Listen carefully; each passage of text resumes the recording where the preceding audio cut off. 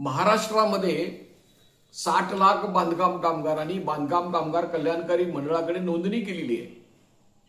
आणि या 60 लाख बांधकाम कामगारांच्या पैकी त्यांचे 20 लाखापेक्षा जास्त अर्ज सध्या प्रलंबित आहेत.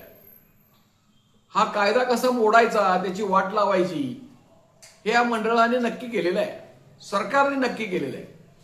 म्हणजे गंमत बघा की 1 वर्ष मुदत संपल्यानंतर बांधकाम कामगाराला स्वतःच्या कार्डाचं नूतनीकरण करावं लागतं.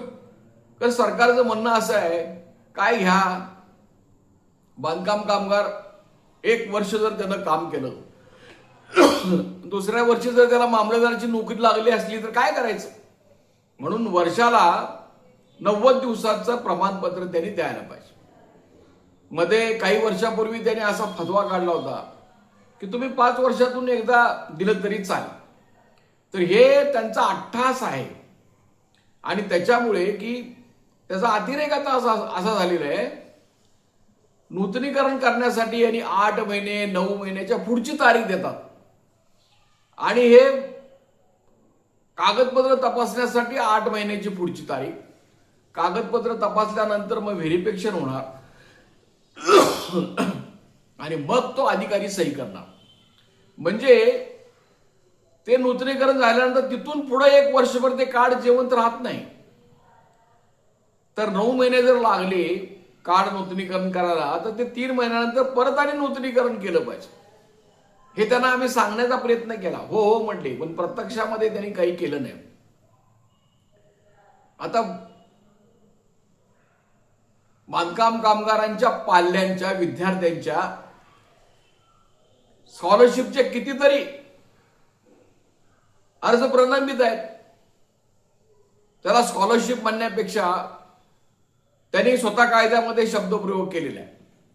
आपण रूढ अर्थानं स्कॉलरशिप म्हणतो, पण विशेष आर्थिक सहाय्य, शिक्षणासाठी मदत करणे, ती काही फी भागवण्यासाठी नाही, तर मुलांच्या शिक्षणाला मदत करायची.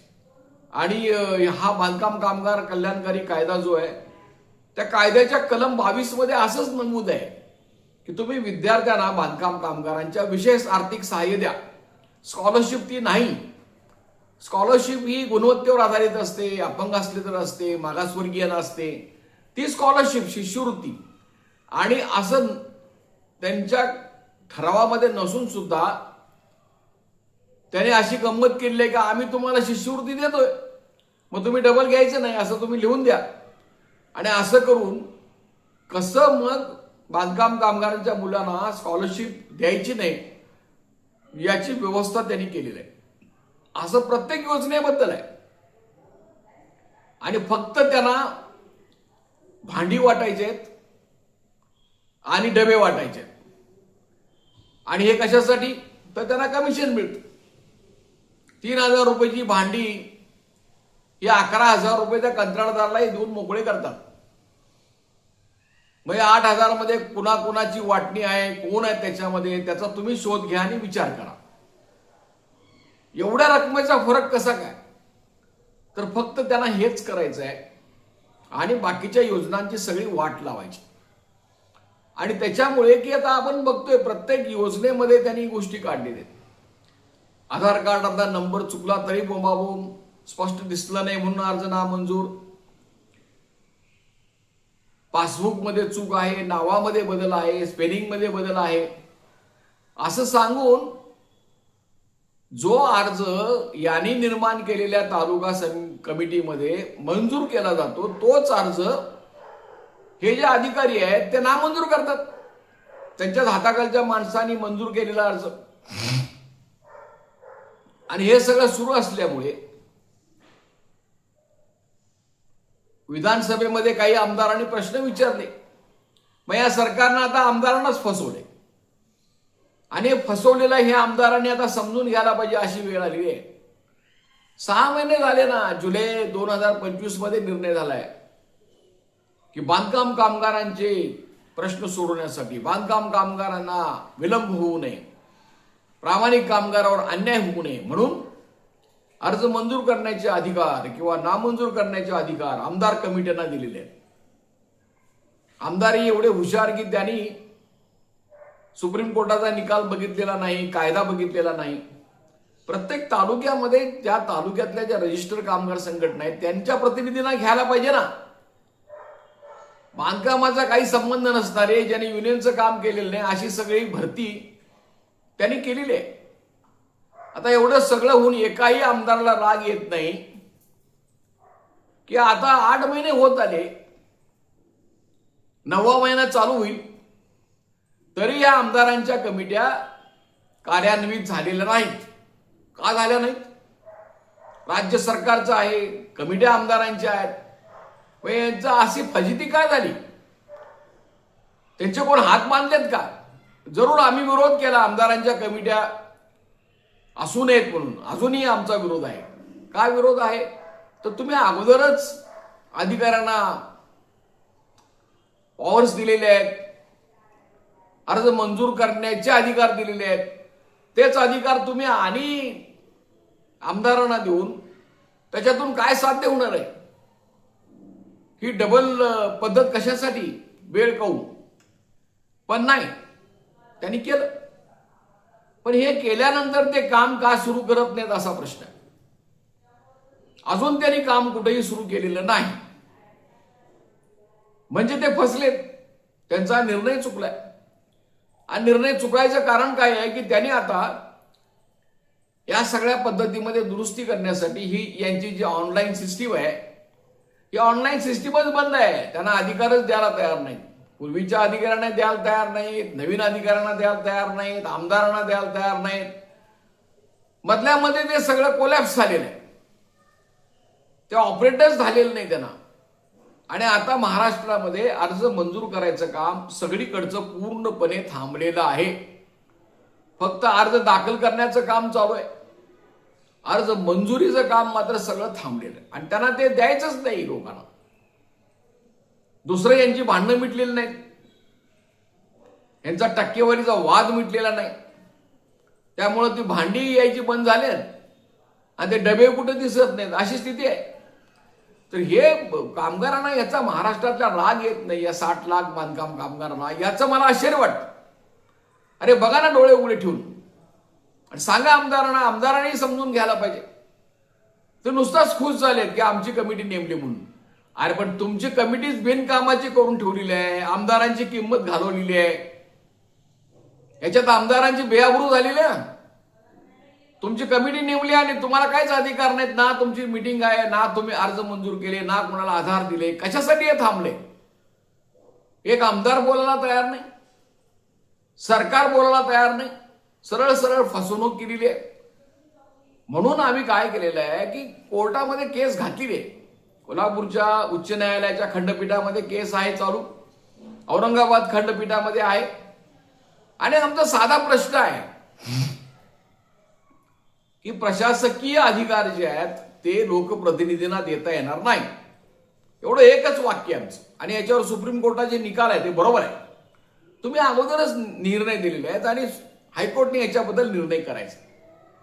आता त्याच्यामध्ये काय त्यांचं वेळ काढूपणा उद्योग चालू आहे.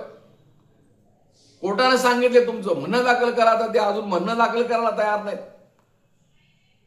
म्हणजे मग कमिट्या तरी त्यांना आस्पद आणता येतील असं त्यांना वाटतं. पण प्रत्यक्षामध्ये सगळं काम बंद पडलेलं आहे. आमदारांच्या नावावर यांनी सगळं वाटोळं केलेलं आहे. आणि याचा आमदारांना राग येत नाही, याचं वाईट वाटतं. काही आमदार बोलले विधानसभेमध्ये, भाषणं आम्ही ऐकली, जोरात बोलले. पण या कमिटी तयार करून त्यांनाही गार केलेलं आहे आणि त्यांना हे समजण्यात आलंय की आमदारांना फसवलेलं आहे. आणि 60 लाख बांधकाम कामगारांचं काम सध्या पूर्णपणे बंद आहे. हे असहाय्यपणे लोक प्रतिनिधी, कामगार संघटना यांनी बघत बसायचं काय? कामगार प्रतिनिधींनी बघत बसायचं का? याला सरकारने दिलेल्या अधिकारांचा वापर केला पाहिजे. मी एक तुम्हाला तारीख सांगतो, तुम्ही फोन करून माझ्याकडनं मागून घ्या. तारीख 9/9/2014 सरकारने असा आदेश केलेला आहे की कल्याणकारी मंडळ असो किंवा कामगार आयुक्त असो, त्यांनी कुठल्याही बांधकाम कामगारांचे अर्ज 1 महिन्यामध्ये मंजूर केले पाहिजेत. निकाल दिला पाहिजे आणि 1 महिन्यापेक्षा जास्त तारीख जर झाली तर ते अर्ज मग मंजूर केले पाहिजे, तुम्ही तपासलं नाही तर. हा कायदा ते सरकारचाच कायदा पाळत नाही आणि 20 लाखापेक्षा जास्त अर्ज प्रलंबित आहेत, हा एक कायदा झाला. दुसरा कायदा असा आहे की यांनी महाराष्ट्र सरकारने लोकसेवा हक्क हमी कायदा बांधकाम कामगारांच्या 23 योजनेना लागू केलेला आहे. महाराष्ट्राचे मुख्यमंत्री देवेंद्रजी फडणवीस यांनी 2015 मध्ये स्वतःची पाठ थोपून घेतली होती की या जगामध्ये आम्ही असा एक कायदा केलेला आहे की कुठंच झालेला नाही, म्हणजे हा लोकसेवा हक्क हमी कायदा. अरे पण या कायद्याचं वाटोळं तुमचेच अधिकारी करत आहेत, त्याचं तुम्हाला काही परवा वाटत नाही, राग येत नाही, चिड येत नाही? हे काय मुख्यमंत्र्यांना माहित नाही का हे अधिकारी काय करायला लागले, कामगार मंत्री काय करायला लागले?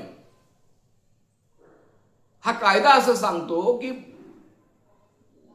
जो त्यांनी लावून घेतलेला आहे, सरकारने निर्णय घेतलेला आहे, कल्याणकारी मंडळाने स्वीकारलेला आहे, कामगार सचिवांनी स्वीकारलेला आहे. काय स्वीकारलेलं आहे त्यांनी? कामगारांचे मृत्यू संबंधीचे कुठलेही अर्ज असोत 1 महिन्यात ते निघाली पाहिजे. नूतनीकरण असेल, नवीन नोंदणी असेल, त्याचा निर्णय 1 महिन्यात 2 महिन्यात व्हायला पाहिजे. आणि कुठलेही लाभाचे अर्ज इतर जे आहेत ते सगळे 3 महिन्यात त्याचा निकाल झाला पाहिजे. याचा अर्थ काय आहे की ते 3 महिन्यानंतर त्यांना करताच येणार नाहीत. मग तुम्ही अजून 3 महिन्यानंतरचे 20 लाख अर्ज ठेवलेले आहेत. 9 महिने 9 दिवस होऊन गेले तरी सुद्धा नूतनीकरणाचा अर्ज हे मंजूर करत नाही. नवीन नोंदणीचा अर्ज 10 महिने झालं तरी अर्ज मंजूर करत नाहीत. पोरं पहिल्या वर्षी पास होऊन दुसऱ्या वर्षाला गेली, 3रं वर्ष चालू केलं तरी पहिल्या वर्षाची स्कॉलरशिप मिळत नाही. एखाद्या कामगाराचा मृत्यू झाला तर तिच्या विधवा महिलेस अंत्यविधीची रक्कम 2-2 वर्ष श्राद्ध झालं तरी मिळत नाही. बांधकाम कामगारांच्या मुलीचं लग्न झाल्यानंतर 51,000 रुपये द्यायची तरतूद आहे. ती लग्न होऊन सासरी गेली, पोरं झाली तरी पत्ता नाही ते 51,000 रुपये मिळण्याचा. सिझरिंगचं यांनी बंदच करून टाकलं, शस्त्रक्रियेचं बंद केलं, प्रसूतीचे जो लाभ होता तो बंद केला. काही योजना बंद करून टाकल्या आणि ज्या योजना चालू आहेत त्या राबवायच्या नाहीत, असं कारस्थान चालू आहे. भयानक आहे हे मंडळ. हे भ्रष्टाचारामध्ये अडकलेलं मंडळ आहे आणि त्यांनी कामगारांचं वाटोळं केलेलं आहे, बळी घेतलेला आहे आणि हे कुणीही बघायला तयार नाही दुर्दैवाने. आणि कामगार याच्याबद्दल काही आवाज उठवायला तयार नाही आणि त्यामुळे असंच चाललंय सगळं. सरकारला वाटतं कोण काय आमचं वाकड करत. आणि हे सुरू असल्यामुळे मग टीव्हीमध्ये, वर्तमानपत्रामध्ये अगदी लोकांना चमचमीत बातम्या, त्याचे गोडवे हे व्हॉट्सअपवर चालू आहे.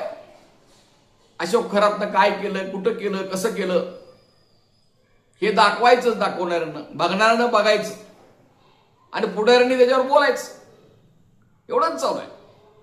पण हे जे आहे हे सगळं बांधकाम कामगारांचं, ह्याच्याबद्दल कुणाला राग येत नाही, संताप येत नाही. हे जे भयानक चालू आहे, 30 लाख बांधकाम कामगारांना त्यांनी वाटलेलं आहे भांडी. 30 लाख गुणिले 8,000 करा, किती पैसे झाले? 30 लाख गुणिले 8,000 आणखीन त्या पेट्यांचे करा, काय झालं त्याच? बांधकाम कामगारांचं रक्त काढून घेतात आणि कंत्राटदाराला 3,900 रुपये एक रक्त काढल्यावर देतात आणि ती कंपनी त्याला रिपोर्ट सुद्धा देत नाही. तर हे जे सगळं सुरू आहे हे आमदारांनी समजून घेतलं पाहिजे. हे नुसताच खुश आहेत आमदार, आमची कमिटी नेमली. अरे तुमची कमिटी नेमून नुसता ती बिनकामाची करून ठेवलेली, याचा काय तुम्हाला राग येतो का नाही? त्या कमिटीमध्ये सुद्धा सगळे महान, सगळे क्रांतिकारक, स्वतःचं नाव आले की व्हॉट्सअपला टाकून वाहवा करून घ्यायचं, स्वतःच्या गळ्यात हार घालून घ्यायचं, झालं. अरे ती कमिटीची मिटिंगच झालेली नाही आता स्थापन होऊन, त्याचं काय? त्याच्याबद्दल काहीही विचार चालू नाही. आणि त्यासाठी कामगारांनी एक केलं पाहिजे, तुम्ही आग्रह झाला प्रत्येक जिल्ह्यामध्ये, तो दाखवा त्याला निर्णय शासनाचा, या महाराष्ट्र सरकारचा निर्णय, याच सरकारचा निर्णय आहे 9/9/2014चा. एका महिन्यात निघाले पाहिजे सगळे अर्ज, 3 महिन्याच्या आत निघाला पाहिजे, असं हा लोकसेवा हक्क हमी कायदा सांगतो. या कायद्याखाली आम्ही प्रयोग केला, 400-500 अर्ज दाखल केले. काही नाही, वरपासून खालपर्यंत त्या कायद्याला जुमानायचंच नाही असं त्यांनी ठरवलं. तक्रार अर्जाला त्यांनी उत्तर दिलं नाही, पहिल्या अपिलाला उत्तर दिलं नाही, दुसऱ्या अपिलाला उत्तर दिलं नाही. परंतु तो कायदा लागू झाला पाहिजे असं मात्र या लोकसेवा हक्क हमी कायद्याचे जे आयुक्त आहेत, पुणे विभागाचे आयुक्त आहेत किंवा मुंबईचे आयुक्त आहेत मुख्य, त्यांनी मात्र आग्रह धरलाय, पण हे परवा करत नाही. आता त्याने आम्हाला सांगितले की त्यांना आम्ही ईमेल केला होता, मेलने उत्तर दिलेलं आहे की तुम्ही आता 3रा अपील करा, की ज्या 3ऱ्या अपिलामध्ये या अधिकाऱ्यांना एक केससाठी 5,000 रुपये कमीत कमी दंड होणार आहे आणि शिस्तभंगाची कारवाई होऊ शकते. असे 52 अर्ज आमचे आहेत. तर तुम्ही मोठ्या संख्येने लोकसेवा हमी कायद्याखाली तक्रार अर्ज करा. काय नाही, सोपं आहे, काय नमुना सुद्धा गरज नाही असं त्या कायद्यानं सांगितले. वर लिहा लोकसेवा हक्क हमी कायद्याखालील तक्रार, तुमचं नाव गाव पत्ता काय काम झाले लिहा, सही करा आणि द्या आणि त्याची पोच घ्या पण सहाय्यक कामगार आयुक्त कार्यालयातून. आणि त्याच्यावर जर त्यांनी, आणि त्याच्यामध्ये तुम्ही कुठलाही अर्ज करू शकता. अर्ज पेंडिंग ठेवलाय म्हणून तक्रार करू शकता, अर्ज नामंजूर केलाय म्हणून तुम्ही तक्रार करू शकता, तुमचा अर्ज विचारात घेतलेला नाही म्हणून अर्ज तक्रार करू शकता. आता काय आहे, अवे कायदाच पाळत नाही, ही सगळी भयानक अवस्था आहे. बांधकाम कामगारांना कायद्यामध्ये तरतूद आहे की दाद मागण्याची तरतूद आहे, पण हे दादच मागू देत नाही, डायरेक्ट अर्ज नामंजूर करतात. कसली संधी कामगारांना देतात. त्याच्यामुळे की तुम्ही हे लोकसेवा हक्क हमी कायद्याखाली अर्ज करा, तक्रार करा, आम्हाला कळवा, काय अडचण आली ती आमच्याशी संपर्क करा, 9/9/2014चा आग्रह धरा. सगळी कामं सध्या ठप्प आहेत, या आमदारांच्या कमिट्या सगळ्या ठप्प आहेत. आणि कोल्हापूर उच्च न्यायालय किंवा औरंगाबाद उच्च न्यायालयामध्ये कोर्टाने सांगितले म्हणणं दाखल करा, तर हे म्हणणं दाखल करायला तयार नाही, कारण त्यांना माहिती आहे म्हणणं दाखल करायचं म्हणजे त्यांचा पराभव आहे. तर हे सगळं असल्यामुळे कामगारांनी शांततामय मार्गाने लोकशाही पद्धतीने दबाव आणला पाहिजे. अरे आम्ही काय मागत नाही, आम्ही या सरकारला एवढंच सांगतो की तुम्ही कायदा पाळा, पैसे आमचे आहेत, आम्हाला द्या, तुम्ही घेऊ नका, तुम्ही लूट करू नका आमच्या पैशाची, आमचे पैसे कंत्राटदारांना देऊ नका, गरीबांना द्या. तर यासाठी कामगारांनी संघटित झालं पाहिजे, जागृत झालं पाहिजे, आवाज उठवला पाहिजे. प्रत्येक जिल्ह्यामध्ये तुम्ही निवेदनं दिली पाहिजेत. तुम्हाला उद्या व्हॉट्सअपवर निवेदन टाकलं जाईल. कुणाला पाहिजे असतील अर्जाचे नमुने तर आम्ही पाठवू, तर हे तुम्ही करा. मी शंकर पुजारी, महाराष्ट्र राज्य बांधकाम कामगार संघटना संयुक्त कृती समितीचा मी राज्य निमंत्रक आहे. माझा मोबाईल क्रमांक आहे 9960499366. हे युट्यूब चॅनल असंघटित उद्योगातील कामगारांच्यासाठी आहे, विनामूल्य आहे. तुम्ही सबस्क्राईब केला तर आणखीन ताकद वाढेल. युट्यूब चॅनल हे सबस्क्राईब करण्यासाठी कंजूसपणा करू नका. लाईक करा, फॉरवर्ड करा, प्रचार करा, एवढी विनंती करून मी आजचे मुद्दे पूर्ण करीत आहे. धन्यवाद.